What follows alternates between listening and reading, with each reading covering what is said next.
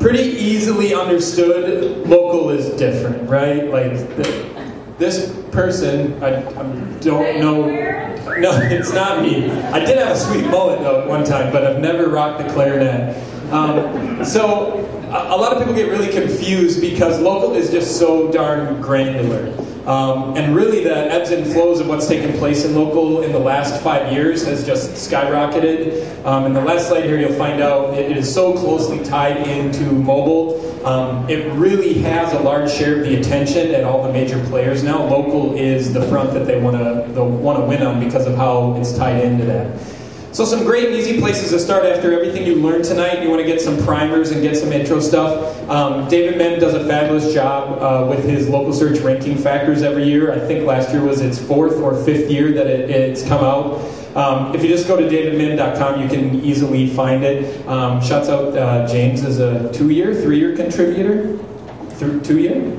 As one of the experts as well, and I get to contribute to it just so they have one dumb person to kind of offset all the smart data. But in 2012, these were the top 5 that were there. There's roughly about 30, 40 factors that you'll end up learning about on that site. Physical address in the city of search. This one always cracks me up, right? If any of you guys work with local, I love when somebody comes to me and their address is in St. Paul and they're like, well, we want to rank in Minneapolis. Like, awesome, that completely defeats the purpose of why the search engine has local search. It's not going to happen. So once upon a time that could actually be done, not anymore. Proper categories association, so this is related to the Google Places, which in another slide you see just recently got an update, so you can assign your business categories. There's a lot of change coming with categories as well. Google is trying to rein in what they're doing with categories on there, but it's a very important factor for how you're qualified with their information. Proximity of address to the centroid. So centroid of the city used to be where they picked physically what they considered to be the center of the city. And it actually mattered how close you were to that was part of the ranking factors. Centroid is kind of morphed now into where is the main central hub of the businesses in that category. So it's not as much a physical location as where the strongest cluster might be in that area. So if for bars in Minneapolis, the strongest cluster might be over in the warehouse district or northeast. I actually don't know offhand, but it's different from what the centroid used to be a year ago and how they look at it. Domain authority of website, SEO is the number 4 one. So up until about a year and a half ago, the SEO on your website or what went on, or even if you had a website, didn't matter in local at all. It really was all about what number 5 is in structured citations and all the different directories that are out there. So this has been something that has been a big evolution of that, is your website actually matters in the local game where it used to not matter at all. You could get, without a website, you could rank really well in the local 3-packs and 7-packs, and back then it was a 10-pack.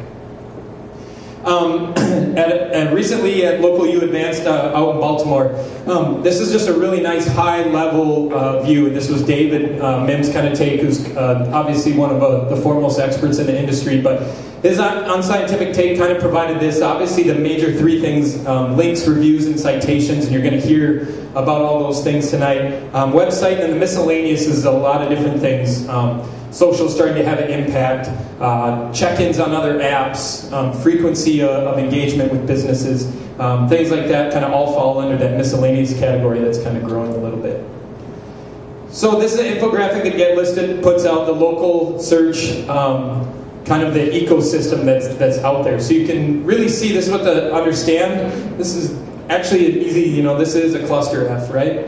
And the main takeaways to understand here is there's a lot of data working within each other to contribute to what the search engines understand about your business locally. Some feed into each other. There's 4 or 5 that would be considered to be like the tier 1 providers of this information, tier 2, tier 3, and kind of so on based on where they sit or how they provide that information.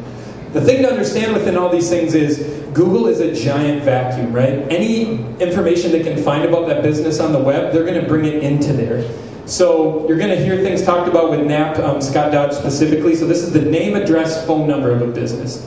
And the consistency and accuracy of this is a lot of times one of the most important things for a business that's out there. If it's incorrectly represented somewhere that Google can see or index or whatever else, a discrepancy in phone number, a business moves locations, If any of you work with law firms and they add a new partner or take away a partner and the name changes, any of these discrepancies can trip off Google's filters to say, this is not accurate because there's a discrepancy that's out there somewhere. So the importance of figuring out how to properly create them in the right directories and manage and monitor what's going on with those is highly important.